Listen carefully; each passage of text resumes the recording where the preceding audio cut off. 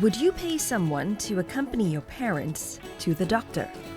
In Malaysia, more families are already doing it. They are outsourcing care, creating a growing market for paid companionship.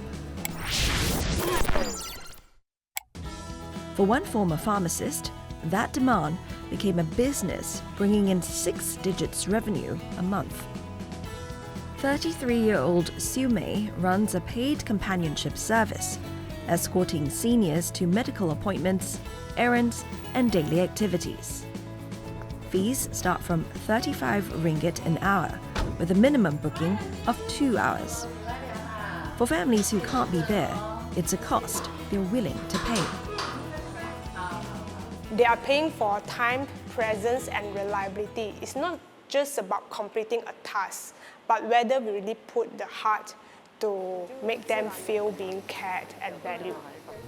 At first, when I knew the price, I thought, my blimey, that was pretty high, right?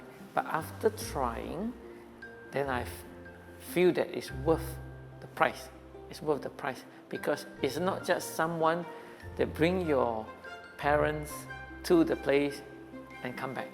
It's not like a medical grab, it's not. It's a medical concierge service or medical companion service that gives you peace of mind and clarity of the treatment. They solve my problem. Time, clarity, and most importantly, my mother-in-law will stick to the treatment. 我爱讲话吗？幸梅可以跟我讲话，就是这样聊天一下咯。2个人出去吃聊天一下，也比较好像不会再闷在家里啦。Siu Mei didn't start with a business plan. Her first real client was a stranger who reached out on social media. She never imagined it would lead to a business serving around 1,000 seniors. I started this paid companion service in 2021. So that was the time I quitted my pharmacist job, and then I'm looking for something to do, but I don't know what is it. So I started to volunteer myself to assist, to fetch the elderly for the vaccine, COVID vaccination. So from there, I talked to a lot of elderly, and then they tell me they need someone to send them to the hospital.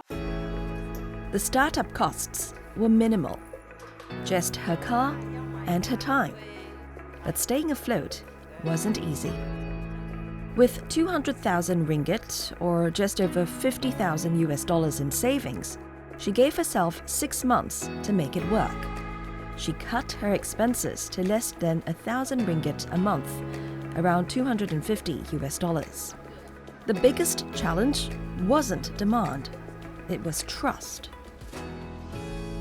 The hardest thing when I start this business is how to make people trust us. For a service built on trust, the business had to be personal. So Siu Mei became the face of the business. So initially, I was really reluctant to put my face in front to talk to people. Yeah, because I think I'm just providing the service. People don't have to see me. Yeah, so after that, I realized people use your service is because they trust you, this person. That's the time when I start to feature myself to be the profession and to be the service provider. I did a lot on social media presence and also the website. So I did the website from scratch myself. Within 6 months, demand surged from 1 request a week to multiple a day. By the time that I was really occupied with all the work, our so-called business or company can generate around 10K per month. That was the turning point. She hired her first employee and turned a freelance service into a business. But scaling came with a problem. This is a labor-intensive business where every job depends on people. With staff making up the bulk of costs, margins are tight. That also limits how fast the business can grow.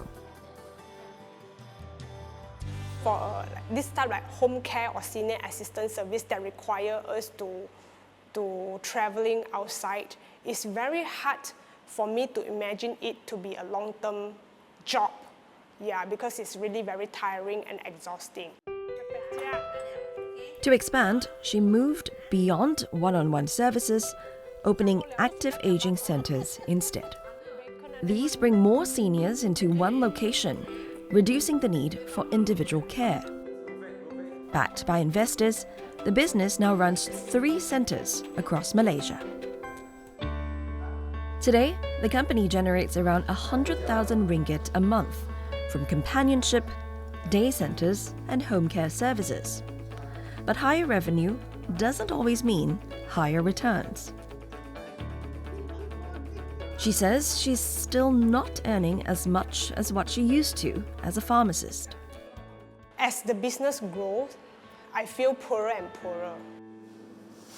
Frankly speaking, I'm earning much more lesser than a pharmacist, but I will still continue with this career because firstly, of course, it's very meaningful, but realistically, I can see the potential of this elder care service in Malaysia.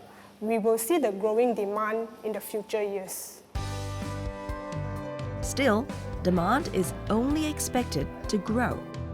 Malaysia is becoming an aging nation, with more than 15% of its population aged 60 and above. That means more seniors living alone and more families stretched for time. What started with one car is now part of a growing care economy, where time, presence, and trust have become services families are willing to pay for.